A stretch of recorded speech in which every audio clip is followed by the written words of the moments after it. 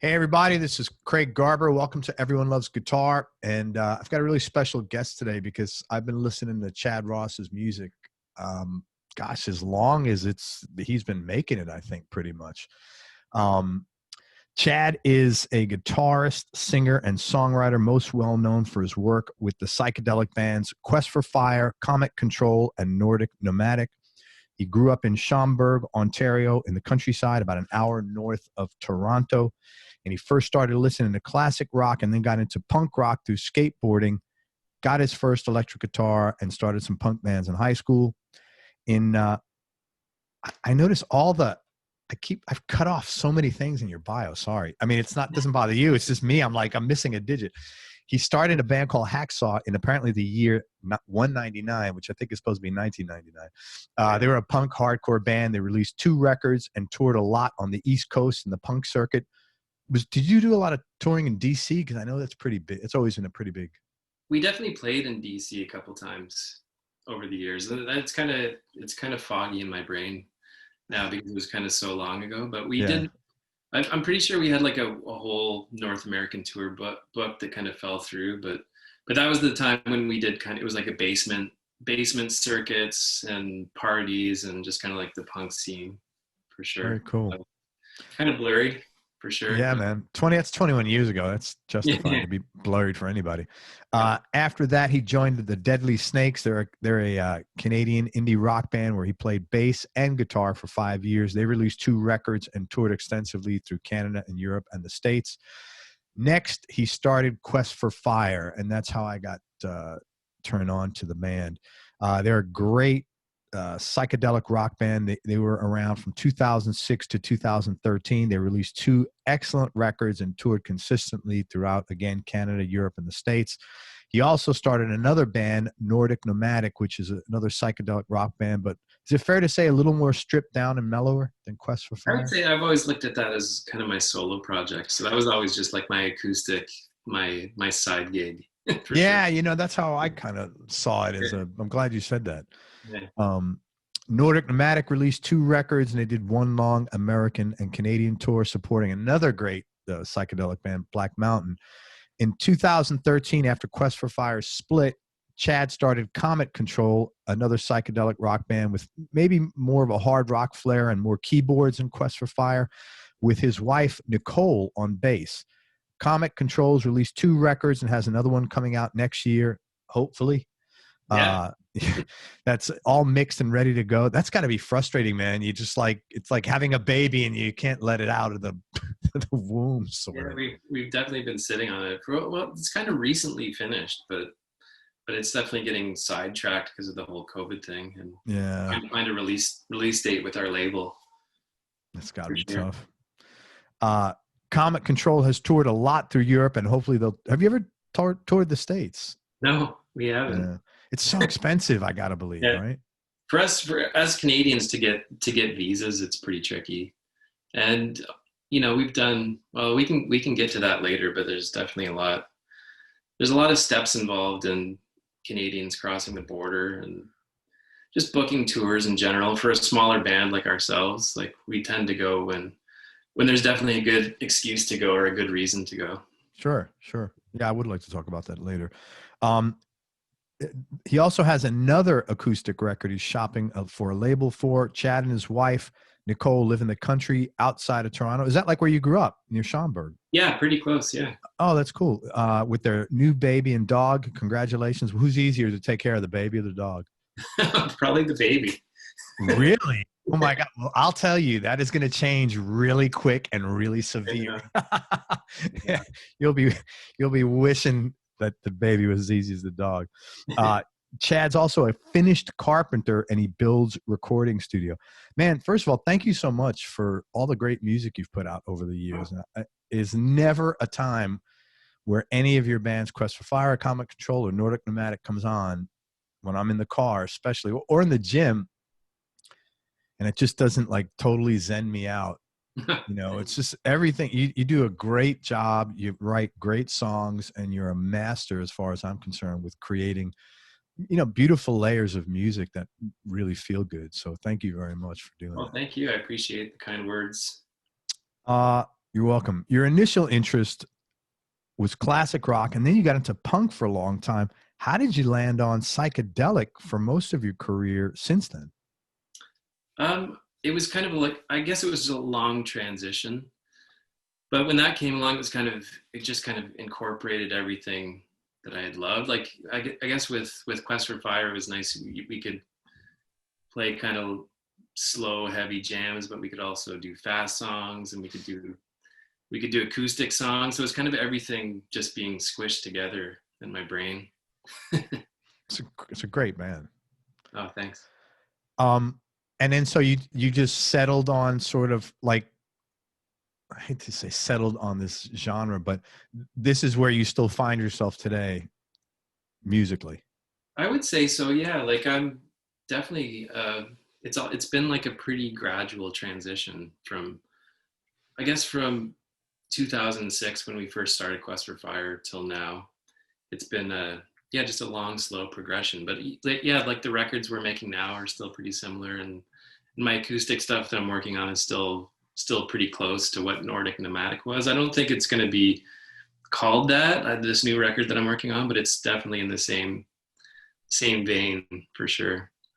And I reached out to like some other musicians to help me with it. Whereas before with Nordic Nomadic, I was just kind of working on things on my own with another drummer friend and putting everything together. Was it hard to work with your wife? No, it was actually amazing. Well, we weren't sure how it was going to go when we first started touring. Like we were making the records and having a blast, and then touring, it was great. She was amazing on tour. Our first Comet Control tour ever was just like 9 guys jammed in a van. It was like kind of like, you know, weathering the storm way better than most of the guys in the van. So really, yeah, I think. Let me tell you, man, women are actually less complaining than guys. If you could have a baby, I mean, I watched my wife deliver a kid.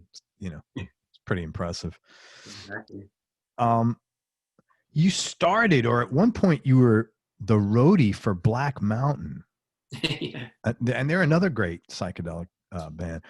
How did you wind up as their roadie, and what did you get out of that experience? And was it that experience that ultimately kind of like inspired you to create your own bands? Not really. That like, well, first of all, my good friend Matt was the original bass player in Black Mountain. I didn't really know the rest of them too well. I'd played some acoustic shows with their old band Jerk with a Bomb. And Matt just called me up one day and was like, "Hey, do you want to come on an American tour with us? Just for fun. You could like I could drive and sell T-shirts and stuff." And that I think that turned out to actually be their first tour, and that was like without Jeremy, the keyboard player, like the analog synth wizard guy.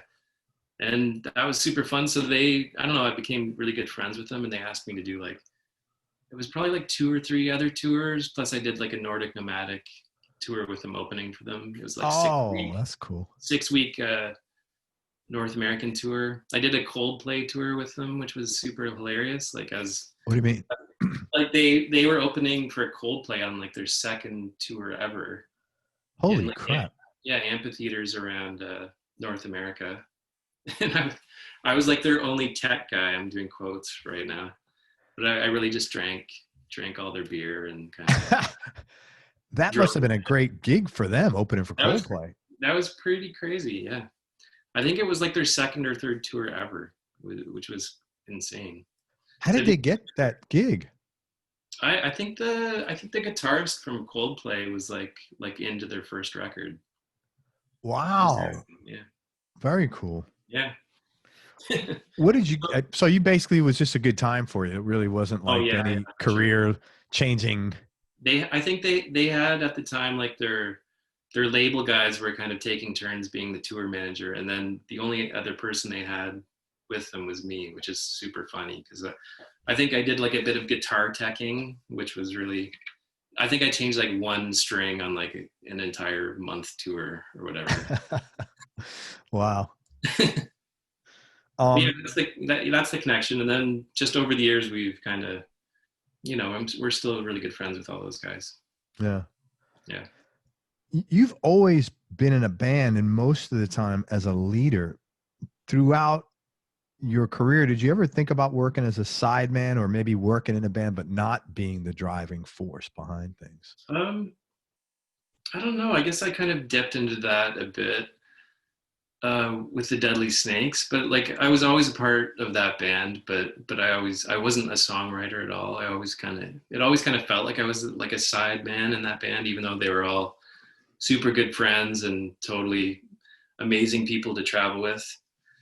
But yeah, yeah, I think I've never really thought more about doing that. I played with Steve McBean for a while from From Black from Black in the Mountain. Pink Mountaintops. I did that for a bit, but I always felt like those things were just kind of, you know, taking me off the road a bit, because I kind of felt it wasn't necessarily a waste of time because they're super fun.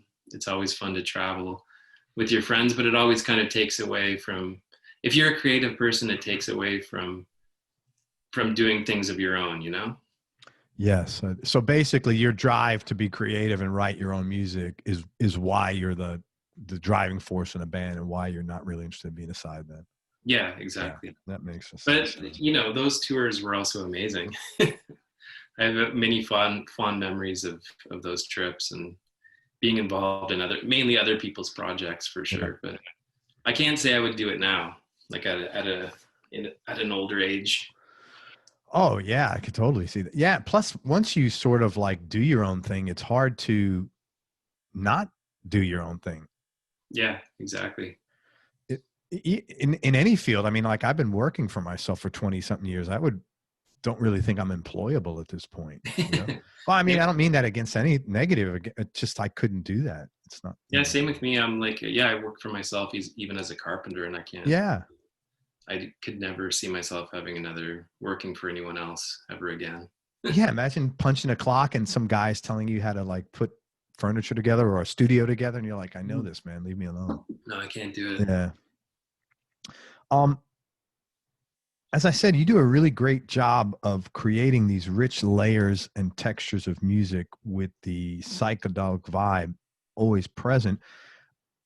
What were some of your challenges early on as far as like defining that sound, and how did you get good at this from a studio standpoint? I don't know. I actually think that Quest for Fire kind of lucked out with the four of us kind of coming together to jam. There was all four of us had kind of opposing ideas of what we wanted, but it was all pretty similar. Like Mike Max, the drummer, came from kind of a metal background. He was in an amazing band called Cursed from Hamilton, Ontario. So he came from a metal world, and he was I think he was burnt out a bit by that, like touring a lot and playing that kind of music. Josh, the bass player, I think he wanted Quest to sound more like the Melvins or something. Okay. We had all these we all came together, and it was actually just started jamming for a year before we actually played a show. And I think just doing a lot of jamming together, it all just kind of came together pretty naturally. And in the studio, like those records were pretty live. So we didn't really do much tweaking with effects and layers. We did pretty minor overdubs, but we used like the space echo a lot and kind of tried to blend everything as naturally as we could. So most of the effects that you have are like guitar pedals or stuff like that. Yeah, like my secret weapon is probably our secret weapon is probably the tape delay. Okay. Like the Echoplex and the Roland Space Echo. Those things are like, they come out a lot in the studio for like guitar overdubs and vocals, everything. They're like kind of the secret weapon. And you're using an original Echoplex? Andrew from Quest and Comet Control, he's got an original Echoplex, and I have he always uses it in the studio, and I have like the Roland 201. Wow, that's cool. That's really cool. So you just kind of like put it together on the fly as is, recorded live. Yeah, like with the exception of vocals and some guitar overdubs, but everything like the live tracks for sure, as most bands do. But that was like we got pretty lucky. Before we did that record, I think it was like a year. We had already been jamming for a year, so we were just super tight and could go into the studio and just knock it off really quick. And I think that the sound came together just super naturally. We didn't force anything. I think we just spent a lot of time together in the jam space, like working it out. Wow, that's amazing. That's really good. And like I said, the sound, every record, the mixing is always great. It's just clean. It's just, they're really good records.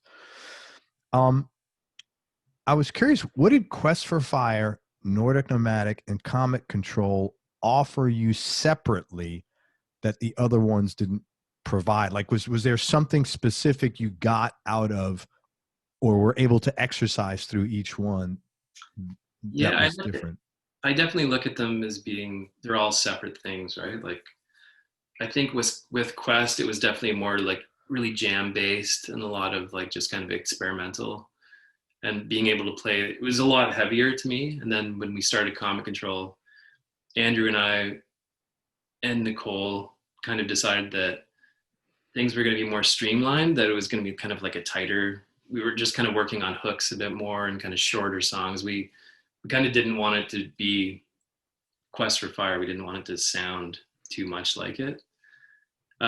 So in that regard, it's kind of more of a straight up rock band for the most part. There's not too many like slow jams or droney parts or kind of experimental parts. And then with my solo stuff, I guess Nordic Nomadic is just totally fulfilling in a different way. It's because it's all just, it's me at home, just kind of working on acoustic stuff by myself. So, which is kind of my first love for sure. And that's what I've sitting playing with an acoustic.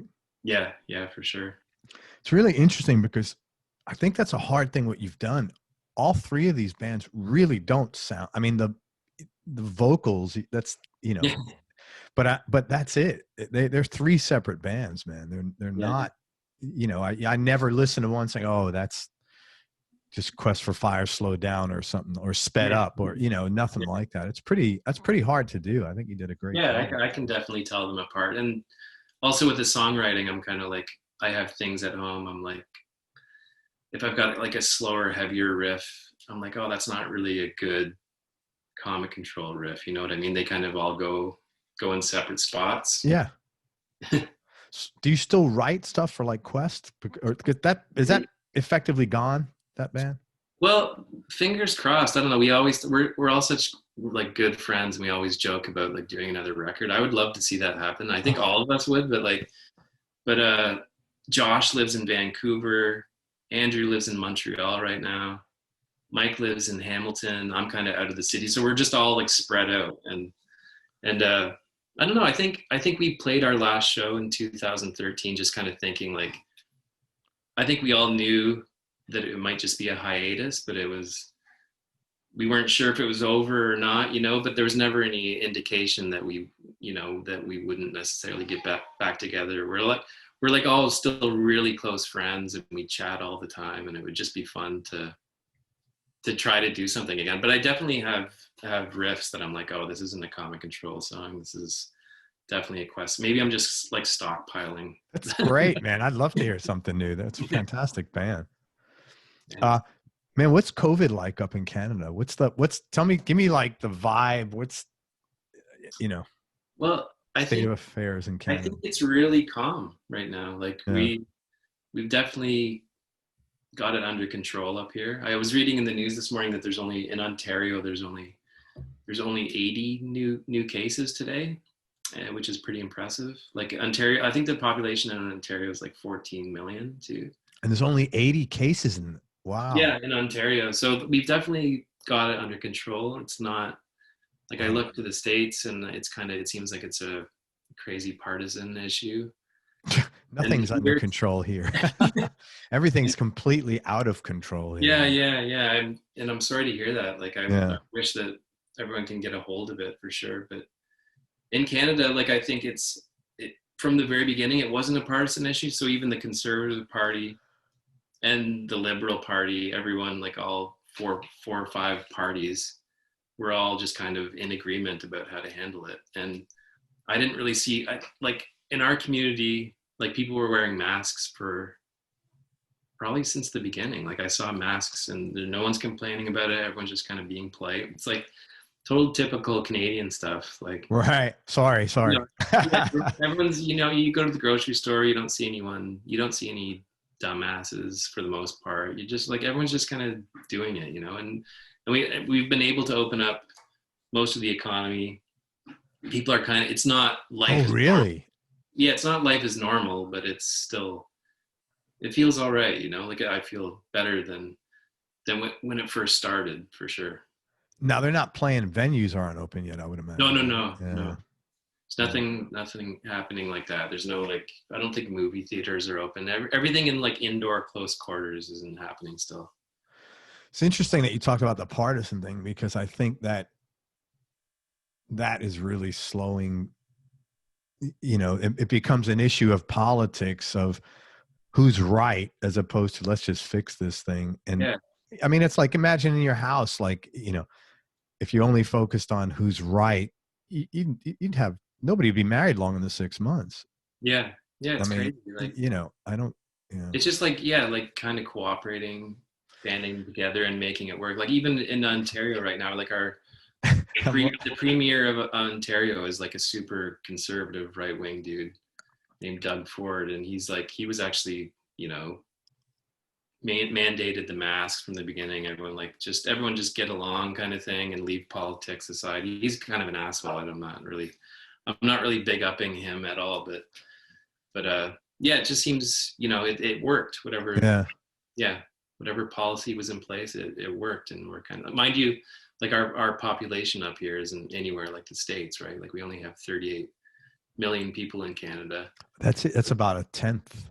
Yeah, exactly. So holy shit, what a beautiful place to live. Yeah. I didn't realize it was that sparsely populated. Yeah, it's just spread out all across the southern border there. Holy crap, that's amazing. That must, wow. But yeah, everything's partisan here, man. I mean, you can't decide on a new ice cream flavor without, like, it's kind of sad. I mean, I'm not a political guy, and I just watch this and I'm like, I'm just trying to get to the day, man. Please don't make life any more fucking complicated, Yeah, exactly. It's just sad. But I'm glad everything's going well, better up there than it is here. Yeah. Is there been any insight as to when venues will be opened up? No, I speak with a lot of friends who like kind of make a living with touring, or as sound people, or work in bars, and there's like really no indication, like at least up here, about when things are going to reopen. I would imagine they're not, like, it's still going to be a really slow 2021. Yeah. And I feel really bad for people that that base their whole income on that. It's like, luckily for me, we're not like a full-time touring band, and we don't, we do it once or twice a year, but we don't like I don't necessarily pay the bills with it. Yeah. So, and I can do carpentry on the side, but there's a lot of people that are totally screwed right now that rethink their career, at least for like the next 2 years. Like there's a lot of touring musicians that, probably have to go back working in the service industry or something, or another job. There's really no indication about when things will get back to normal, but yeah, I hope sooner than later, for everyone's sake. Absolutely. Yeah, I do too, man. I'd love to see some live shows. Well, I mean, and too, if you're a musician, if you are a touring musician, there's a big emotional part of what you guys do. Yeah. Being able to express yourself, that's been cut off too. So, yeah. It's got to be. And I'll tell you, down here, I'm in Florida, which is a pretty angry state to begin with, but the anger level is off the charts, man. Oh, I bet. I mean, I'm like in the gym just watching, I use this time. I learned a lot during this. Like I've changed certain things in my life because I realized that shit, life is short and you can get fucking COVID or anything else, I've just been a little more grateful, and I was hoping maybe that would happen, but yeah, not a chance, man. I was out just driving my truck the other day, and like people were nuts on the road and in the gym. The kids are, really angry. So, people are losing their shit for sure. True. And that's too bad, right? Like, it's like, you would hope that everyone could just work together and try to see the end, the end of the tunnel for sure. Just be nice, because it's a lot of stress. Be nice. That takes away a lot of it, Yeah. Thank you for sharing that. You said that you grew up in Schaumburg, which is a rural country town outside of Toronto by an hour. What was your childhood like growing up, Chad? Um, it was definitely pretty quiet for sure. Like I grew up on a horse farm. My parents got together. Like my mom married my stepfather when we were pretty young, Hmm. and he was a caretaker on this really beautiful horse farm. So my folks like took care of the property, took care of the horses, cut the grass and stuff like that. So there wasn't too many people around. Like when I was growing up, I had a couple friends scattered around, but it was a pretty rural area of Ontario, but a pretty nice, quiet quiet place to grow up for sure. Nice community. How did that influence you musically and personally? I think just because of living on it was like 120 acres, right? So it was like a huge property. Wow. And I think that kind of influenced me as an adult, just being I lived in the city for 20 years and I found out that the city wasn't really for me. In Toronto? Yeah, it's a big stinky city, and I always just felt like a hayseed living in the big city, like. But my family were always like they're country people who come from like a line of farmers and working class people, Yeah. and like in the Ontario Northland, there's a lot of like beautiful nature that we did camping, and so I spent a lot of time being in nature and being out of like an urban environment for sure. And yeah, my wife and I both still love that stuff to this day. We try to be out of the city as much as possible. Maybe That's only cool. going to like visit friends or see a show, and yeah. How did you handle living in the city for 20 years? Because that's a like completely different scene. I don't know. That's where the work was for me for sure, and that's where the music was. And as a young person, you're definitely drawn towards like the bigger cities, and Okay. Yeah. as a musician, that's where everything is in Ontario. Like it's the biggest city in Canada, right? So there's a lot going on there. A lot of bands stop through. It's just a good like launching pad for artists and musicians and Yeah. everything. Did you always want to be a musician, or were you interested in doing something else, like with horses or something, or outdoorsy? I don't know. Like I never really pictured. I never really thought of like being a musician could be a career, really. So, and to this day, I'm still. Maybe it's because I chose like a really weird style of music to play. It doesn't really pay the bills, but yeah, like I never really thought of it as a career. I never really thought about doing it for like completely full time. It's just something that I've always done. It's been a part of my life, and I've always like held jobs. There's times when I've been on tour for like big chunks of the year. There's times when I haven't. So it's just, and I have a trade, right? So it just kind of equals out. It's just consistently a part of my life, but Yeah. sometimes, yeah.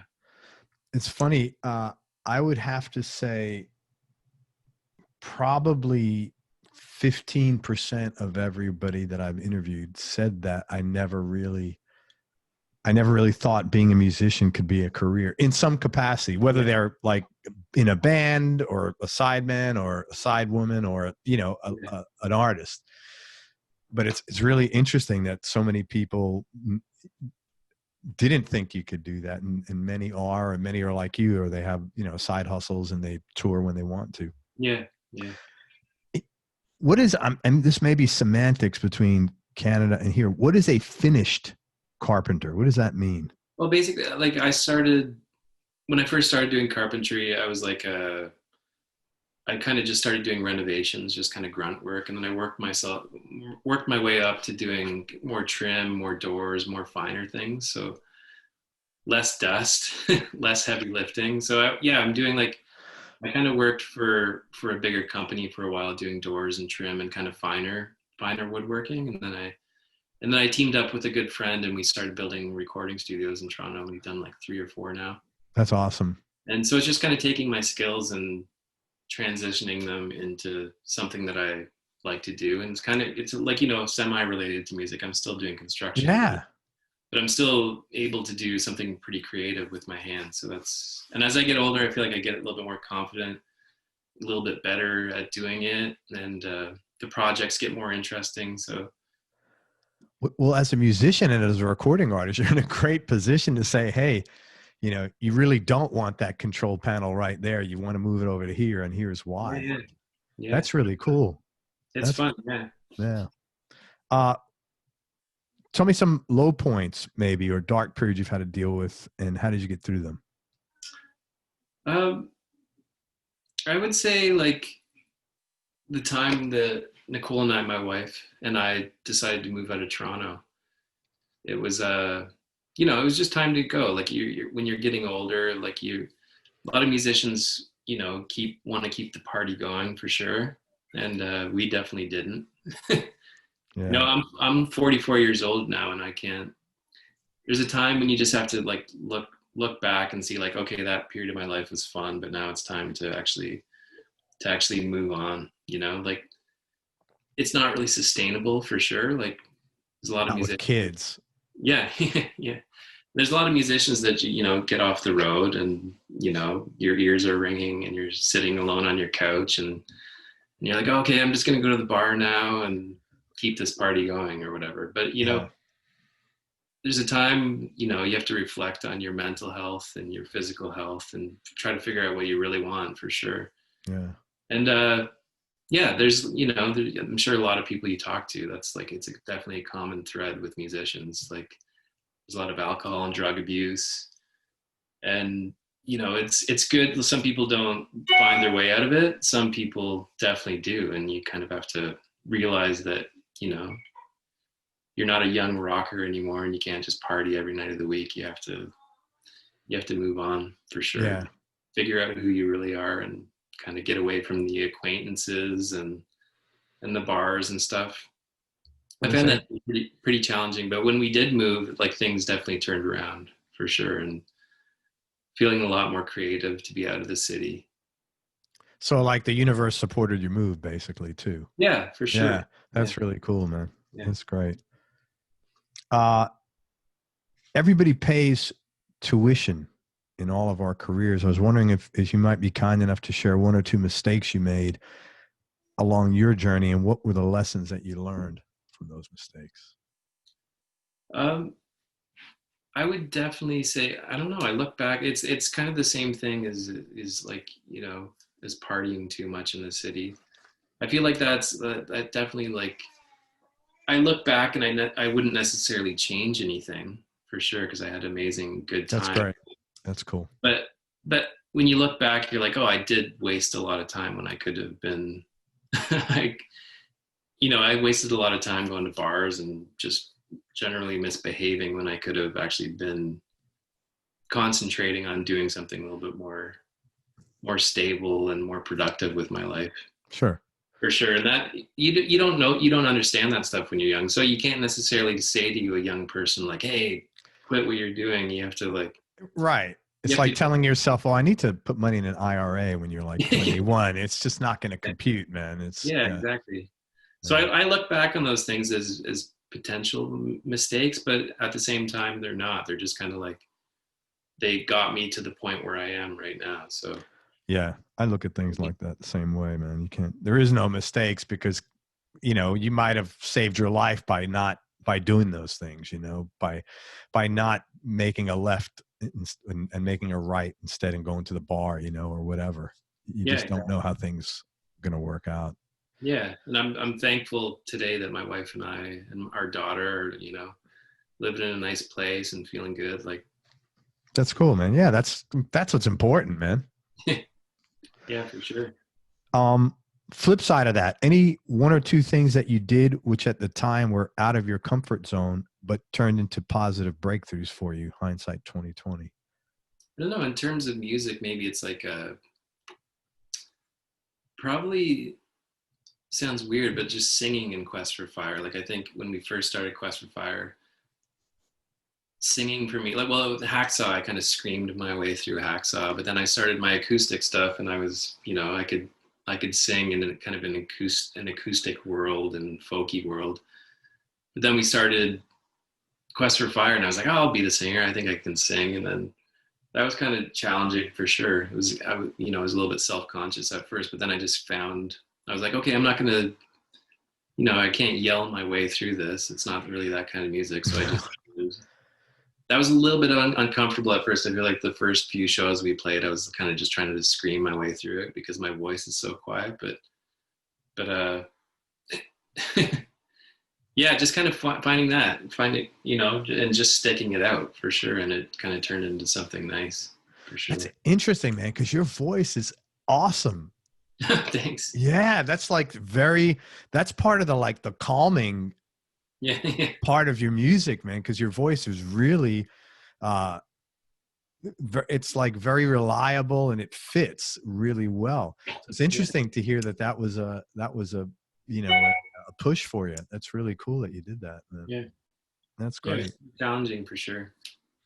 Let's talk about gear for a few minutes. What is your go-to guitar right now, and what other two guitars would round out your top three? Well, right now I'm playing a lot of acoustic guitar at home. We have like I play acoustic guitar for our daughter while she's like that's cool. drifting off to sleep. But I actually just bought like a Martin Triple O, which is like, I've had this kind of shitty Yamaha acoustic guitar since I was 16. And last year I was like, I'm going to spend, it's not an American one, it's a Mexican one, but still like beautiful. Cool. And holy shit, I'm glad that I finally just dropped like $900 on like on a Martin. It's a smaller body. I finger pick a lot. So yeah. It's like the perfect guitar for finger style kind of stuff.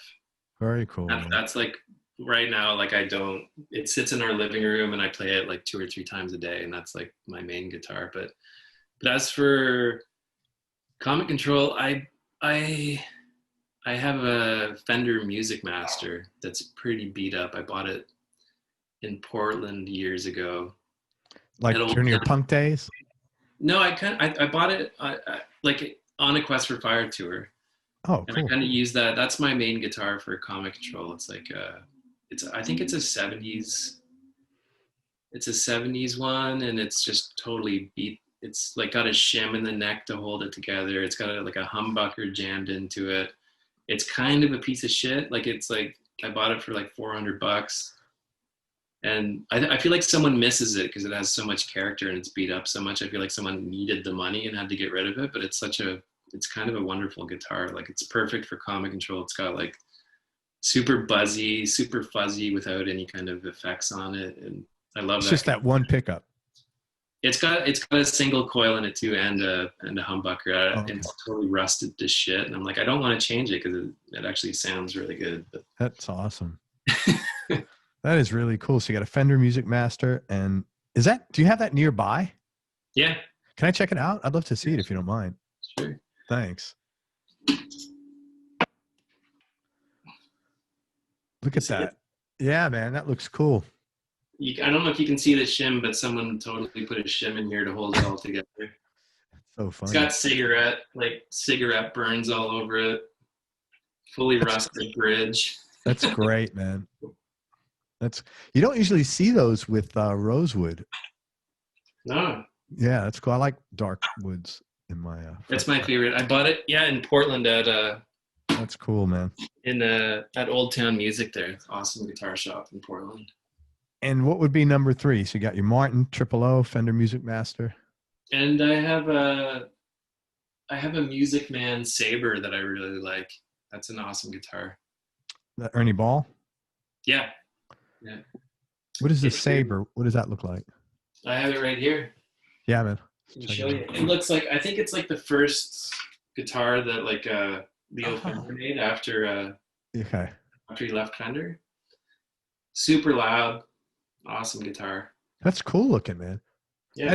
That's their original. That design is still pretty similar today, isn't it? It looks like a Strat, but it's like a little bit more. A little off. Yeah. But they're awesome. They sound like the pickups are super loud, the original pickups, and yeah, it's a cool guitar too. I've got a pretty ridiculous collection of guitars, but they're all. I usually like lean towards not too expensive, like I always lean towards kind of like more cheap guitars and kind of junk shop guitars. Like I'm not searching for the, an immaculate tone ever. Like I love things that sound fucked up and fuzzy and just kind of strange. This guitar is probably like the nicest electric guitar I have.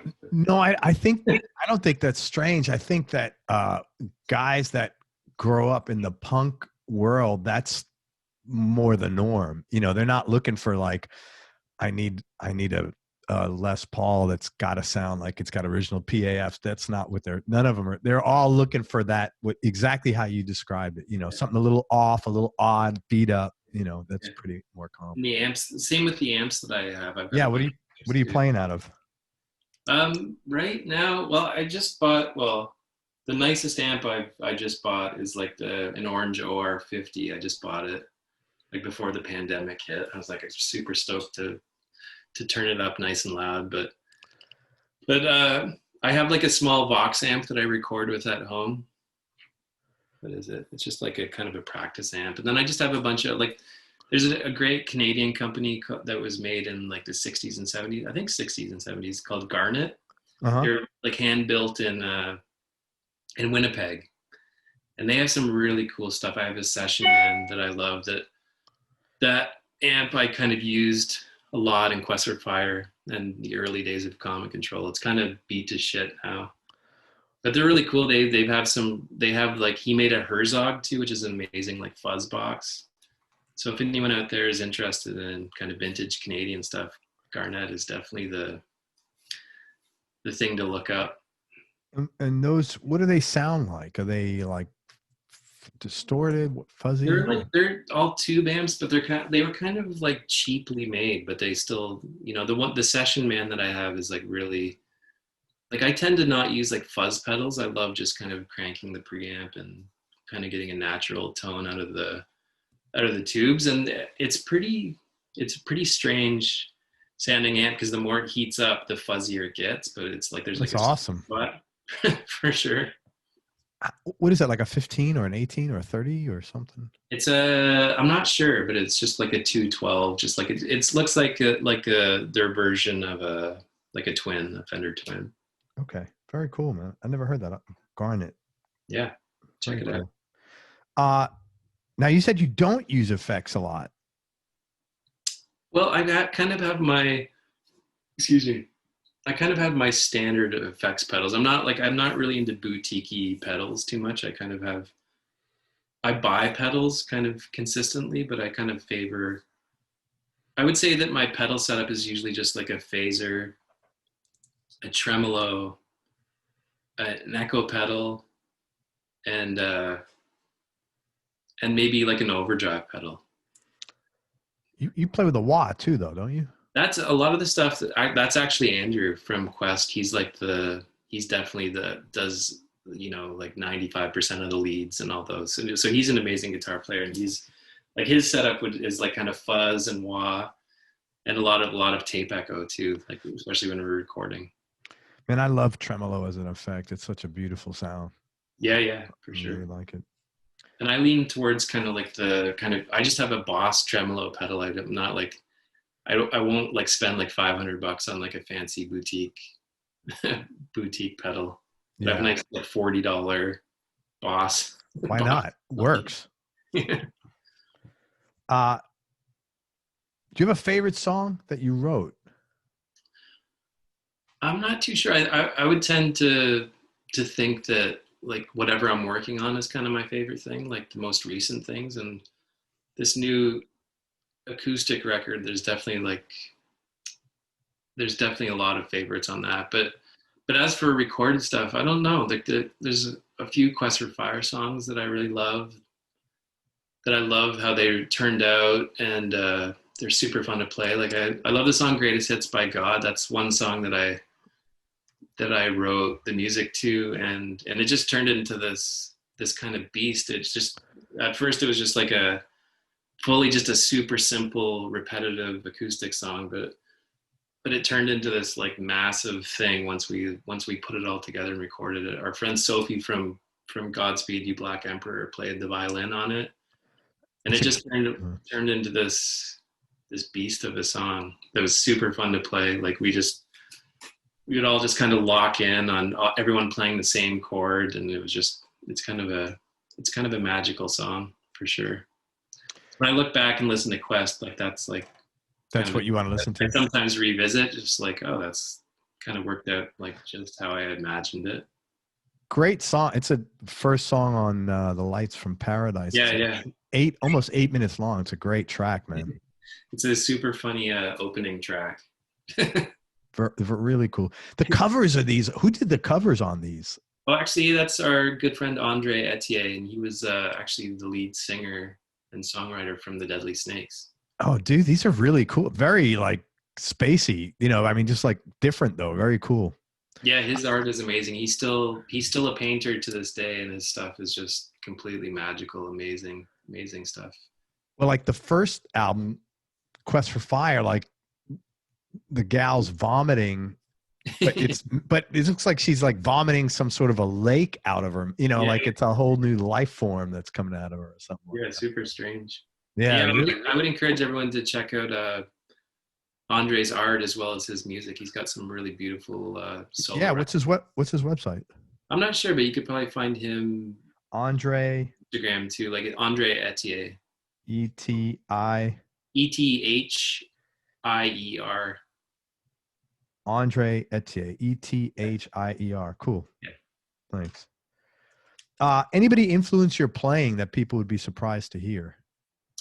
I'm not too sure. I'm definitely like really into fingerstyle guitar players. Like? I love Bert Jansch. Like he's my go-to guy for like the last probably 10 years. I just love him so much. I've been listening to like a lot of Jack Rose lately. He's a pretty amazing guitar player. He was, pardon me. He passed away. I'm not sure how many years ago. Are these bluegrass guys or just? They're all kind of like they're all just. Well, Jack Rose is just mainly like he was like a modern John Fahey kind of character, and yeah, just amazing stuff. I really like John Fahey. He's got a record called Kensington Blues. That'll kind of blow your mind. Jack Rose. Yeah. Other than that, I've been kind of revisiting Peter Green a bit lately since his passing, and I love Peter Green so much. And yeah, I don't know. Neil Young is definitely I can't not mention Neil Young because as a Canadian hero, and he's also, yeah. He kind of embodies a lot of what I love too. About you asked me before about kind of how I landed on kind of like psych rock, but with him it's like like he's got Crazy Horse, like totally like full volume, super fuzzy, and then also his acoustic work is amazing too, and everything just kind of comes together in a beautiful way with him. So he's definitely someone I've always loved.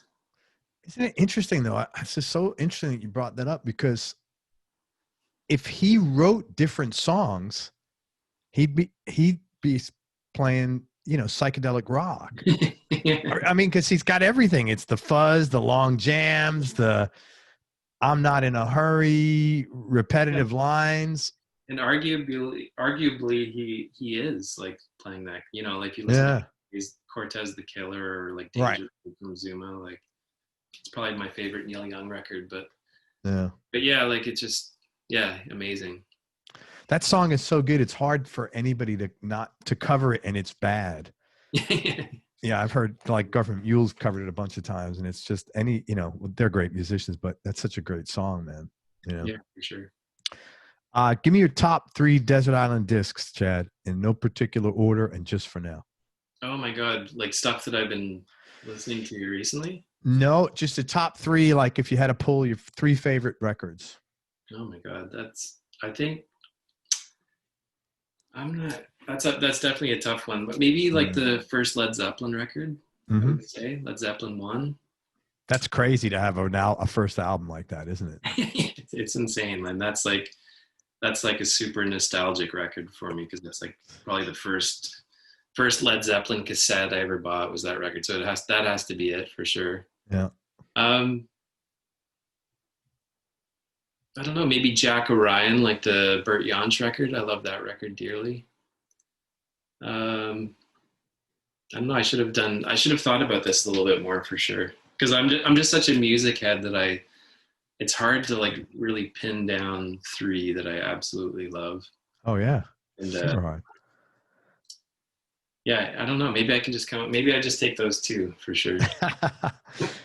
I always think about somebody once sent in an email. It says, I love how you talk to people and they have no problem sharing with you like addiction, dysfunction, highs, really broke at times. But when you ask someone what their 3 favorite records are, they clam up, and it's the hardest question to answer. It is really hard. I know, it's man. Like there's definitely like hundreds floating through my head right now, and it's like, yeah. And from someone that grew up as a full music head since I was like a little kid, it's like they're definitely hard to pinpoint for sure. Oh hell yeah! It's almost like a penalty if you can't take something. Yeah. Tell me the best decision you ever made. To move to the country. Right and on, to marry my wife and have a daughter. Like those are all, and those things just happened recently in my life in the last few years. And congratulations, man. That's great. Thank you very much. I think it's best decision ever, best move ever. I like to hear that. That's good, man. Yeah. Tough question. What do you like most about yourself? It's probably a good and bad thing, but I like that I'm just pretty easygoing, pretty laid back. I'm not sure if my wife would tell you the same thing. Yeah. Well, that's part 2 of the question. What would your spouse or partner say they like most about you? She might like that I'm easygoing, and then she might not like that I'm easygoing as well. Your detriment. Sometimes blessing and a curse, one of those things. Yeah, exactly. I hear you, man. Sometimes I'm a bit too mellow about things, I think. Is she Canadian also? Yeah. Is that everybody in Canada seems pretty easy? I know it's like a stereotype thing. I joke about it with a lot of Canadian musicians, but you guys are pretty easy going, man. It's like, we're pretty happy up here, I guess. Yeah. Like I said, Nicole and I grew up in kind of the country. She grew up in cottage country up in the Muskokas. I don't know if you're familiar, but no, where's that? But we both grew up in kind of like more rural nature settings. So we're both like, we're definitely drawn to the country life, the rural life, for sure. People that I've met that grow up in those environments to begin with are much easier going, because I find it takes a lot. I think your gratitude about simple things is much more, your awareness of the beauty of simple things is really prevalent naturally. Yeah. And because of that, things don't stress you out, because I think your perspectives on what is important is just a little more. It changes drastically for sure. Like I was saying before about, just moving out of the city was a great move. And just like moving to the country and having a vegetable garden and just kind of like there's the winters are pretty crazy up here in Ontario, but like as soon as we moved out of Toronto to a country setting, that like all of a sudden winters were like so beautiful. Everything was just like white and majestic, and so even the winters are amazing, as well as like the summers and the fall. Like it's just definitely a whole new perspective, and just kind of makes you rethink, reevaluate. How cold is it? And your perspective and everything. Yeah. How cold is it there? Like in the winter? In winter, like it dips to like minus, at its coldest, maybe minus 20. Holy shit, that's cold. But, like it's not, wow. I don't know, but like we're Northerners, so like I tend to really like, I would take like winter over like, like 100-degree. Over what we got down here in Florida, trust me. Yeah. I'm sure you can't breathe. And we definitely busy ourselves too. We still you get bundled up and you go for walks, and you just enjoy yourself. You enjoy the outdoors even in the winter up here for sure. I think if you have a sense of community, probably makes it a lot easier too. Yeah, for sure. That's cool, man. Uh, something or someone you miss from your childhood.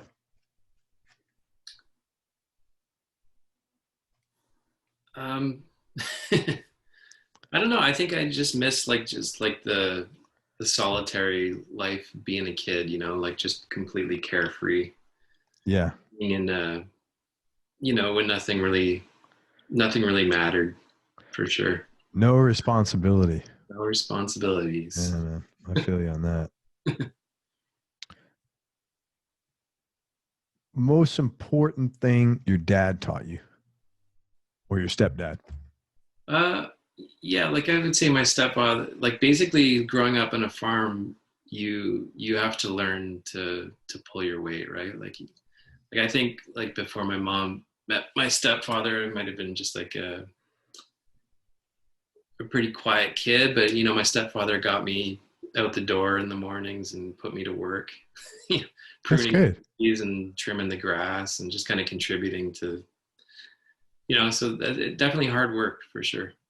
Very cool, man. And how about your mom? Most important thing she taught you?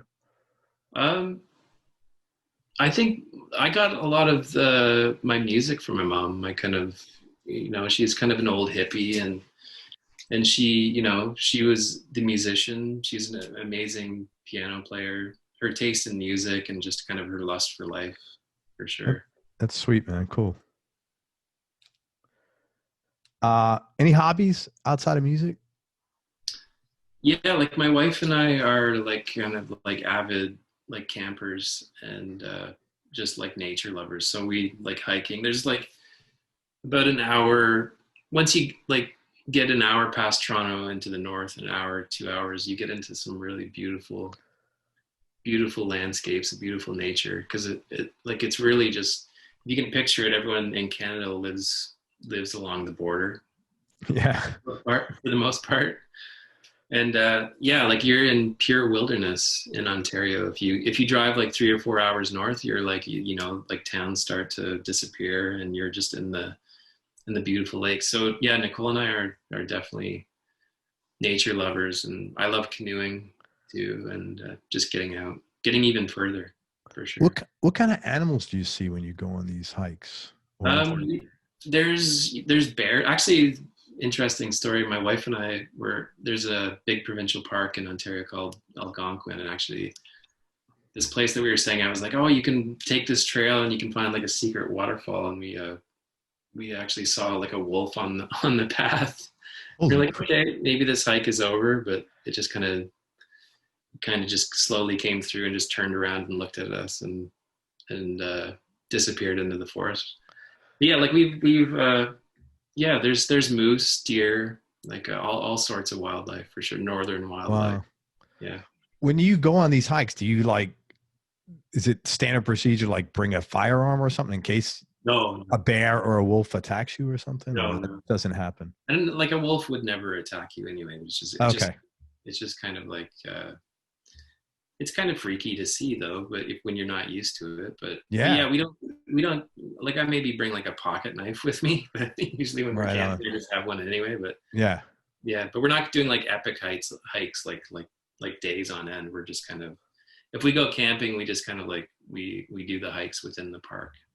Okay. So there's civilization around there. It's not like, I'm not sure how many like Algonquin is a massive provincial park. I'm not sure how many acres or hectares it is, but it's like wow.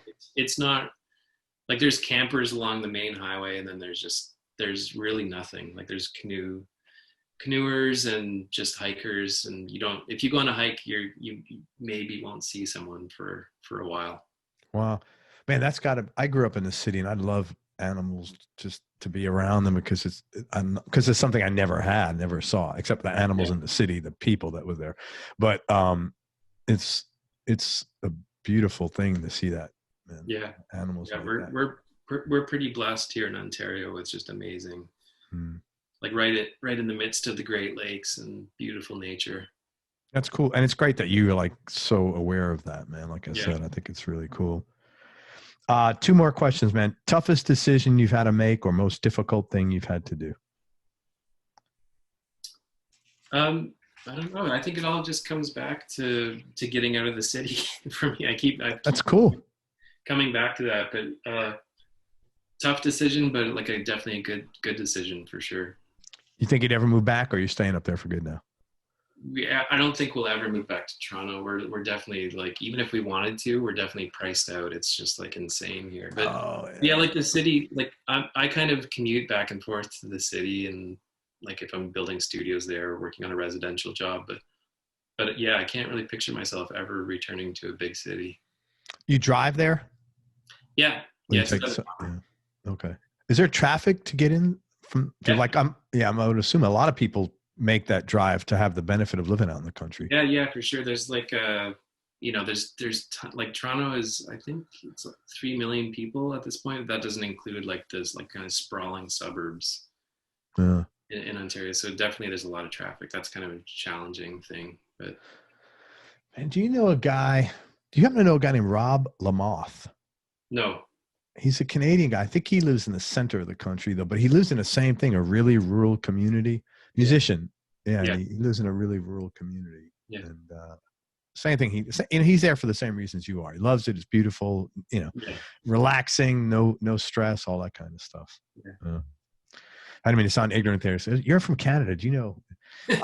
I just thought you might know him because you're a musician. And it's a small community. You know what? That's not a strange question at all, because it's highly possible. Because like, when you start touring in Canada, like if you're not going into the States, you're touring Canada, and there's like 5 or 6 big cities across until you hit Vancouver, and you're meeting everybody. So that's true. We have like so many dear friends all spread out across Canada. It's like one big kind of scene for sure. You know Ben Yardley from La Chinga? No, I don't. He's a psychedelic rock band, good guy. Oh yeah? Yeah. He's another guy in the center of the state, and he's he has a business. He does renovations, oddly enough. Oh yeah? Okay. Yeah. He's had a business for a long time. Cool. Last question, man, and thank you so much for your time. Biggest change in your personality over the last 10 years, and how much of that change has been deliberate and intentional, and how much is just a part of aging? The biggest change is definitely like kind of, definitely sobering up a bit for sure, and being we've definitely touched on this a bunch in the interview, and in the last 10 years, just kind of realizing what's most important for sure. And that's a huge change when you finally decide to figure out the important things, and not just be a selfish person and go through life without even thinking about, your loved ones or everything like that. So yeah, that's a huge change. And that all comes back to, having a clear vision and moving out of the city, all those things. That's definitely a huge change for me. And it's like a whole new chapter for sure. Well, man, I'm happy for you. It sounds like a lot of fun, and you sound like you got a really nice thing going with your wife too. So best of luck to you guys, and raising your daughter and any other kids you might have. And thank you very much for all the great music you've made over the years, man. I really. My pleasure. Thanks, Craig. Let me tell people where to find you online. I would love you to check out Chad's music. The bands are Comet Control, Quest for Fire, and Nordic Nomadic. If you are into any kind of psychedelic rock, I mean, this guy's got it together. All 3 of these bands are very different, but you hear his voice, you hear his vibe, and it's great stuff.